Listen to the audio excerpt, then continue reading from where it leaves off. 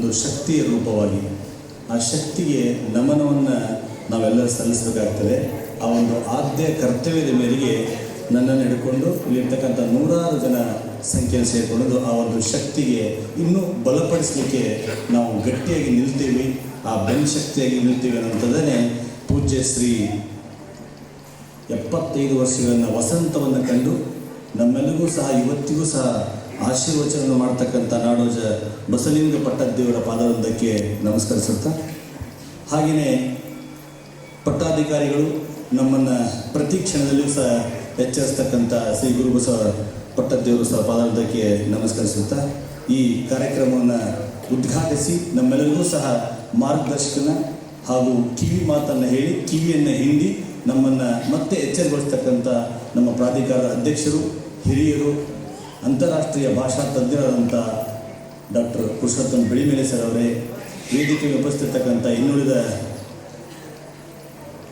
ಗುರುಗಳೇ, ಹಾಗೆಯೇ ಬಹಳ ಮುಖ್ಯವಾಗಿ ನಮ್ಮಲ್ಲಿರ್ತಕ್ಕಂಥ ಎಲ್ಲ ಈ ಕಾರ್ಯಕ್ರಮ ಸಾಕ್ಷೀಕರಿಸ್ತಕ್ಕಂಥ ಗುರುಮಾತೆಯರೇ, ಈ ಗೋಷ್ಠಿಯಲ್ಲಿ ಮಾತಾಡಲಿಕ್ಕೆ ಅಧ್ಯಕ್ಷತೆಯನ್ನು ವಹಿಸಲಿಕ್ಕೆ ಬಂದಂತಹ ಬಹಳ ಮುಖ್ಯವಾಗಿ ನಮಗೆ ಸಿದ್ದಿಗೌಡ ಪಾಟೀಲ್ ಅವರೇ, ಪ್ರೊಫೆಸರ್ RK ಹುಡುಗಿಯವರೇ, ಗೋನಾಳ್ ಅವರೇ, ನಮ್ಮ ಕಲ್ಯಾಣರಾವ್ ಪಾಟೀಲ್ ಅವರೇ, ಅವರಿವರನ್ನದೇ ಎಲ್ಲರಿಗೂ ಸಹ ಶರಣಾರ್ಥಿಗಳು. ಈಗಾಗಲೇ ನಮ್ಮ ಅಧ್ಯಕ್ಷರು ಪ್ರಾಸ್ತಾವಿಕ ನುಡಿಯಲ್ಲಿ ಬಹಳ ನೀಟಾಗಿ ಮಾತಾಡಿದ್ದಾರೆ. ಇವರು ನಂಗೆ ಪದೇ ಪದೇ ಯಾಕೆ ಬರ್ತಾರೆ ಅಂದರೆ ಎಚ್ಚರಿಸ್ತಾರೆ ಸಮಯ ಅಂತೇಳಿ. ಈಗ ಇಲ್ಲಿ ಭಾಷೆಯ ರಿಕ್ತವಾಗಿ ನೋಡಿದಾಗ ಬಹಳ ವಿಷಯ ಇಲ್ಲಿ ಇದೆ. ಒಟ್ಟಾರೆ ನಾವು ಬೀದರನ್ನು ನೋಡಿದಾಗ ಇಲ್ಲಿ ಬೀದರ್ ಆದಿಲ್ಶಾಹಿಗಳು ತಮ್ಮ ಆಡಳಿತವನ್ನು ಮಾಡಿದರು. ರಾಷ್ಟ್ರಕೂಟರು ಮಾನ್ಯಖೇಟವನ್ನು ರಾಜಧಾನಿ ಮಾಡಿಕೊಂಡು ಇಲ್ಲಿ ಆಳ್ವಿಕೆ ಮಾಡಿದರು. ಶಾತವಾಹನರು ಇಲ್ಲಿ ಆಳ್ವಿಕೆಯನ್ನು ಮಾಡಿದರು. ಬಸವಾದಿ ಶರಣರು ಬಸವ ಕಲ್ಯಾಣದಲ್ಲಿದ್ದು ತಮ್ಮ ಇವತ್ತಿಗೂ ಅಧಪತನವನ್ನು ಮಾಡಿದಂಥ ಕೆಲಸವನ್ನು ನೋಡ್ತಾ ಇದ್ದೀವಿ. ಮೊಹಮ್ಮದ್ ಪೈಗಂಬರರ ವಿಶ್ವವಿದ್ಯಾಲಯವೂ ಸಹ ಬೀದರಲ್ಲಿ ಇತ್ತು. ಮೆಥೋಡಿಸ್ಟ್ ಚರ್ಚ್ಗಳು 100 ವರ್ಷಗಳಿಂದ ಬೀದರಲ್ಲಿ ಇದೆ ಮತ್ತು ಇವತ್ತಿಗೂ ನಮಗೆ ಕಾಣ್ತಾ ಇದೆ. ಹಾಗೆಯೇ ಬಹಳ ಮುಖ್ಯವಾಗಿ ಗುರುನಾನಕರು ಸಹ ಇಲ್ಲಿ ಆ ಸ್ಥಳ, ಪವಿತ್ರವಂತ ಸ್ಥಳ ಈ ಭಾಗದಲ್ಲಿ ಇತ್ತು.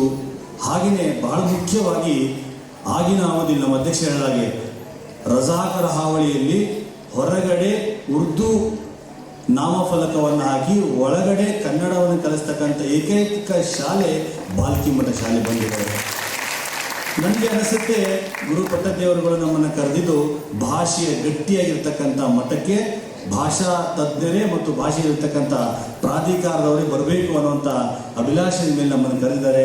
ಅದು ಕರೆದಿದ್ದಕ್ಕೆ ಇದು ಸಾರ್ಥಕತೆ ನಾವಿಲ್ಲಿ ಬಂದಿದ್ದಕ್ಕೆ ಅಂತ ಹೇಳಲಿಕ್ಕೆ ನಾನು ಬಹಳ ಉತ್ಸುಕತೆಯಿಂದ ಈ ಮಾತನ್ನು ಹೇಳ್ತಾ ಇದ್ದೀನಿ ಬಂಧುಗಳೇ.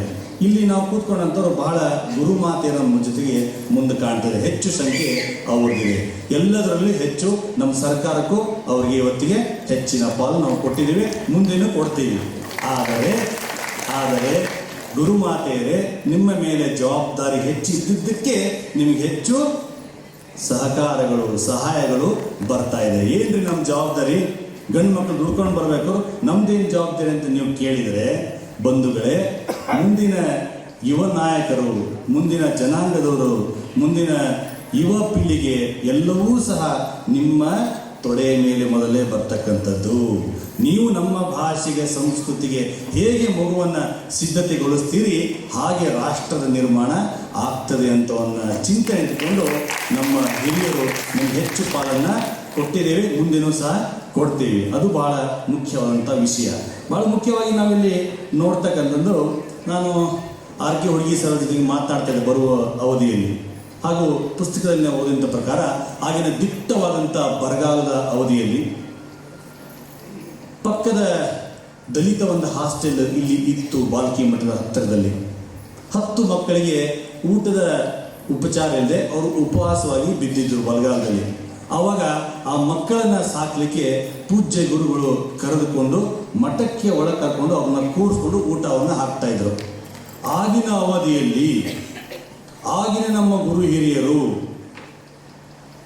ಗುರುಗಳೇ ಆ ಮಕ್ಕಳನ್ನು ನೀವು ಹೊರಗೆ ಹಾಕದೇ ಇದ್ದರೆ ನಾವು ಮಠಕ್ಕೆ ಧಿಕ್ಕಾರ ಹಾಕ್ತೀವಿ, ಮಠಕ್ಕೆ ಕಲ್ಲು ಸೂರ್ತೀವಿ ಅಂತ ಅನ್ನೋ ಮಾತನ್ನು ಹೇಳಿದ್ದನ್ನು ದಾಖಲೆ ಆಗಿದೆ. ಆದರೆ ಗುರುಗಳೊಂದು ಮಾತು ಹೇಳಿದರು, ಆ ಮಕ್ಕಳು ಹೋಗ್ಬೇಕಂದ್ರೆ ನನ್ನ ಹೆಣ ಬಿದ್ದಾಗ ಮಾತ್ರ ಹೋಗೋದು ಅಂತ ಒಂದು ದೀನದಲಿತರಾಗಿ ಕಟ್ಟಿದಂಥ ಮಠ ಈ ಭಾಗದಲ್ಲಿ ಬಂಧುಗಳೇ. ಹಾಗಾಗಿ ನಾವು ಈ ಮಠಕ್ಕೆ ಎಷ್ಟು ಚೇರುವಣಿಯಾಗಿದ್ರೂ ಸಹ ಕಡಿಮೆನೆ. ಹಾಗಾಗಿ ನಾವೆಲ್ಲ ದೃಷ್ಟಿಯಿಂದ ನೋಡಿದಾಗ ಗುರುಗಳ ಬಗ್ಗೆ ಈಗಾಗಲೇ ಸಾಕಷ್ಟು ಪುಸ್ತಕಗಳು ಬಂದಿದೆ, 43 ಪುಸ್ತಕವನ್ನು ಬರೆದಿದ್ದಾರೆ. ನಮ್ಮ ಕಲ್ಯಾಣರಾವ್ ಪಾಟೀಲ್ ಅವರು ಮಾತಾಡಿದ್ದಾರೆ, ನಮ್ಮ ಅಧ್ಯಕ್ಷರು ಮಾತಾಡಿದ್ದಾರೆ, ಕೌರ್ ಮೇಡಮ್ ಅವರು ಮಾತಾಡಿದ್ದಾರೆ. ಹಾಗಾಗಿ ಎಲ್ಲ ವಿಷಯನ ತೆಗೆದುಕೊಂಡಾಗ ಬಹಳ ವಿಶಿಷ್ಟವಾದಂಥ ಮಠವನ್ನು ನಾವಿವತ್ತಿಗೆ ನೋಡ್ತಾ ಇದ್ದೀವಿ. ಇವತ್ತಿಗೆ ಯಾವುದೇ ಸರ್ಕಾರ ಇರಲಿ, ಈ ಜಯಂತಿಗಳನ್ನು ನಾವು ಮಾಡ್ತಾ ಇದ್ದೀವಿ. ಜಯಂತಿಗಳನ್ನೇನಪ್ಪ, ಒಂದೊಂದು ಸಮಾಜ ಒಂದು ಜಯಂತಿಗಳು. ಇಲ್ಲಿ 730 ಕೋಟಿಯನ್ನು ಖರ್ಚು ಮಾಡಿ ಬಸವ ಕಲ್ಯಾಣವನ್ನು ಸರ್ಕಾರ ನಿರ್ಮಿಸ್ತಾ ಇದೆ. ಮತ್ತೊಂದು ಕಡೆ ಜಯಂತಿಗಳನ್ನು ಮಾಡಿ ನಮ್ಮನ್ನು ಇಬ್ಬಾಗ ಮಾಡ್ತಾ ಇದ್ದಾವೆ ಅನ್ನುವಂಥ ಕಲ್ಪನೆಯನ್ನು ಸೂಕ್ಷ್ಮವಾಗಿ ಜನರು ಗಮನಿಸಬೇಕು. ಒಂದು ಅದೇ ಸರ್ಕಾರ ಎಲ್ಲವೂ ಅದೇ ಮಾಡ್ತಾ ಇರೋ ಕೆಲಸಗಳನ್ನು. ಹಾಗಾಗಿ ಆ ನಿಟ್ಟಲ್ಲಿ ನಮ್ಮನ್ನು ಒಡೆದು ಹಾಕ್ತಾ ಇರೋಂಥ ಕಲ್ಪನೆಗಳು ನಮ್ಗೆ ಬರ್ತಾ ಇದೇನೋ. ಜಾತ್ಯತೀತವಾಗಿ ನಾವು ಇರ್ತಕ್ಕಂಥ ಪರಿಸ್ಥಿತಿಯಲ್ಲಿ ಇವತ್ತಿಗೆ ಅದು ಆಗ್ತಾ ಇಲ್ಲ. ಇವನ್ ಯಾರವ ಅಂದಾಗ ಈಗ ರೋಡ್ ಹೊರಗಡೆ ಇದ್ದಾಗ ಅವ ಯಾರು ನೋಡು ಅಂದ್ರೆ ಅವ ಯಾವ ಜಾತಿ ನೋಡು ಅನ್ನುವಂಥ ಪರಿಸ್ಥಿತಿಗೆ ಇವತ್ತಿಗೆ ನಾವು ಬಂದಿದ್ದೇವಲ್ಲ. ಆದರೂ ಸಹ ಇಂಥ ಮಠಮಾನ್ಯಗಳು ತಮ್ಮನ್ನು ತೆರೆದುಕೊಂಡು ಎಲ್ಲರೂ ನಮ್ಮವರೇ, ಎಲ್ಲರೂ ನಮ್ಮ ಬಂಧುಗಳೇ ಅನ್ನಂತ ಈ ಬಾಲ್ಕಿ ಮಠ ನಮಗೆ ನಿದರ್ಶನವಾಗಿದೆ. ಇಡೀ ಉತ್ತರ ಕರ್ನಾಟಕ, ಕಲ್ಯಾಣ ಕರ್ನಾಟಕದಲ್ಲಿ ಇದು ಬಹಳ ಅಚ್ಚುಕಟ್ಟಾದಂಥ ಮಠವನ್ನು ಅನ್ನಲಿಕ್ಕೆ ಸಾಧ್ಯವಾಗ್ತದೆ. ಡಾಕ್ಟರ್ ಎಂ ಕಲಬುರ್ಗಿ ಒಂದು ಮಾತು ಹೇಳ್ತಾರೆ, ದೀಪ್ತಿ ಪುಸ್ತಕದಲ್ಲಿ ಒಂದು ಮಾತನ್ನು ಹೇಳ್ತಾರೆ ಎಂ ಕಲಬುರ್ಗಿ ಸಾಹೇಬರು, ಸಂಶೋಧಕರು. ಏನಂದ್ರೆ, ಮಠಮಾನ್ಯಗಳು ಸಾಕಷ್ಟಿದೆ, ಒಂದಕ್ಕೆ ಒಂದನ್ನು ಹೋಲುವಂಥ ಮಠಗಳು ಇವತ್ತಿಗೆ ನಮ್ಮಲ್ಲಿ ಸಾಕಷ್ಟು ಇಡೀ ಕರ್ನಾಟಕ ತುಂಬನ ಕಾಣ್ತೇವೆ. ಆದರೆ ಬಾಲ್ಕಿ ಮಠದ ಹಾಗೆ ಇನ್ನೊಂದು ಮಠ ಇಲ್ಲ ಅಂತ ದಾಖಲೀಕರಿಸಿದ್ದಾರೆ. ಅದು ಅಕ್ಷರಶಃ ಸತ್ಯ ಬಂಧುಗಳೇ. ಹೀಗಾಗಿ ನಾವೆಲ್ಲವನ್ನೂ ನೋಡಿದಾಗ ನಾವು ಬಹಳ ಪ್ರಜ್ಞಾಪೂರ್ವಕವಾಗಿ ಮಠಮಾನ್ಯಗಳಿಗೆ ನಮ್ಮ ಏನು ಸೇವೆ, ಯಾವುದೇ ರೀತಿಯಾದ ಸೇವೆಯನ್ನು ಕಲ್ಪಿಸಲಿಕ್ಕೆ ಮುಕ್ತ ಮನಸ್ಸಿನಿಂದ ಕಣ್ಣು ಮುಚ್ಚಿ ಕೈ ಮುಚ್ಚಿ ಬರಬೇಕು ಅಂತೇಳಿ.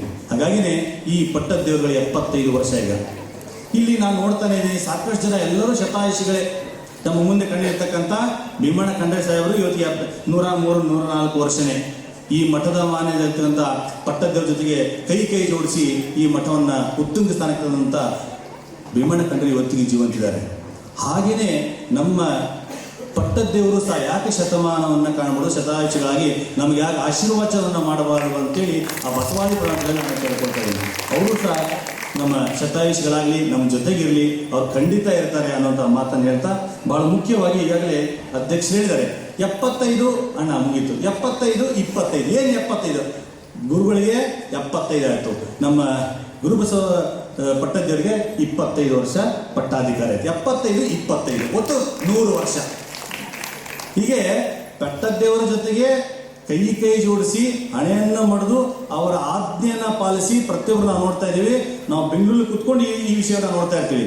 ಅವರ ಒಂದು ಆಲೋಚನೆ ಮೇರೆಗೆ, ಒಂದು ಸೂಚನೆ ಮೇರೆಗೆ ಆ ಕೆಲಸವನ್ನು ಮಾಡ್ತಕ್ಕಂಥ ಗುರುಪ್ರಸಾದ್ ದೇವರು ನಮಗೆ ಇವತ್ತೆಲ್ಲರೂ ಸಹ ಅನುಕರಣೀಯರಾಗಿದ್ದಾರೆ. ಬಹಳ ಮುಖ್ಯವಾಗಿ ಸಣ್ಣ ವಯಸ್ಸು ದೊಡ್ಡ ಕೆಲಸವನ್ನು ಮಾಡ್ತಾರೆ, ನಮಗೆಲ್ಲರೂ ಸಹ ಅನುಕರಣೀಯರಾಗಿದ್ದಾರೆ. ಹೀಗಾಗಿ ಇವೆಲ್ಲವನ್ನು ವಿಷಯನ ಗಮನಿಸಿದಾಗ ನಾವು ಭಕ್ತಾಪೂರ್ವಕವಾಗಿ ಭಾಷೆಗೆ ಮಾಡ್ತಕ್ಕಂಥ ಈ ಮಠಕ್ಕೆ ಮಾಡ್ತಕ್ಕಂಥ ಕೆಲಸವನ್ನು ಏನಾದರೂ ಕಿಂಚಿತ್ತಾಗಿ ಮಾಡಲಿಕ್ಕೆ ಸಾಧ್ಯವಾಗ್ತದ ನಮ್ಮ ಜೀವಾವಧಿ ಅವಧಿಯಲ್ಲಿ ಅನ್ನುವಂಥದ್ದನ್ನ ಸೂಕ್ಷ್ಮವಾಗಿ ಎಲ್ಲರೂ ಸಹ ಗಮನಿಸಿಕೊಂಡು ಈ ಕೆಲಸಗಳಿಗೆ ಇನ್ನೂ ಹೆಚ್ಚು ಉತ್ತೇಜನ ನೀಡ್ತಕ್ಕಂಥ ಜನಸಾಮಾನ್ಯರು ಮತ್ತು ಭಕ್ತಾದಿಗಳು ನಾವೆಲ್ಲರೂ ಸಹ ನಡೆದುಕೊಂಡು ಮುಂದಾಗಬೇಕಂತ ತಮ್ಮೆಲ್ಲರಿಗೂ ಸಹ ಕೇಳಿಕೊಂಡು ಮತ್ತೊಮ್ಮೆ ಪಟ್ಟದೇವರ ಹುಟ್ಟುಹಬ್ಬದ ಶುಭಾಶಯಗಳನ್ನ ಇಲ್ಲಿ ಕೇಳುತ್ತಾ, ಮತ್ತು ಹಾಗೆಯೇ ಅವರ ಶತಮಾನೋತ್ಸವ ನಾವೆಲ್ಲರೂ ಸಹ ಆ ಶತಮಾನೋತ್ಸವದಲ್ಲಿ ಭಾಗಿಯಾಗೋಣ ಅನ್ನುವಂಥ ಪ್ರಥಮಾಶನಲ್ಲಿ ಬಸವಾಶನಲ್ಲಿ ಕೇಳ್ಕೊಳ್ತಾ ನನ್ನ ಈ 2 ಮಾತಿಗೆ ನಾವು ಅವಕಾಶ ಕೊಟ್ಟಂಥ ಈ ಶ್ರೀಮಠಕ್ಕೆ ಮತ್ತು ಗುರುಗಳಿಗೆ ವಂದನೆಗಳು. ಜೈ ಹಿಂದ್, ಜೈ ಕರ್ನಾಟಕ. ಬೆಂಗಳೂರಿಗೆ ಪೂಜ್ಯರಿಂದ ಆಶೀರ್ವಾದ ಆಗ್ತಾರೆ. ತಮ್ಮ ಹೃದಯದ ಸ್ಫೂರ್ತಿಯ ಮಾತುಗಳನ್ನು ಒಟ್ಟಿಗೆ ಹಂಚಿಕೊಂಡಿದ್ದಾರೆ. ಅವರಿಗೆ ನಿಮ್ಮ ಚಪ್ಪಾಳೆಯೊಂದಿಗೆ ಪೂಜ್ಯರು ಗೌರವಿಸ್ತಾರೆ. ಈ ವೇದಿಕೆ ಮೇಲೆ ಮಾಣಿಕನರ ಸಾಹಿತ್ಯದ 2 ಕಣ್ಣಿದ್ದಂಗೆ ಅವರು ಕೂಡ ಶಿಕ್ಷಣ ಸಂಸ್ಥೆ, ಸಂಗೀತ ಕ್ಷೇತ್ರ, ಸಾಹಿತ್ಯ, ಅನೇಕ ಧಾರ್ಮಿಕ ಆಧ್ಯಾತ್ಮಿಕ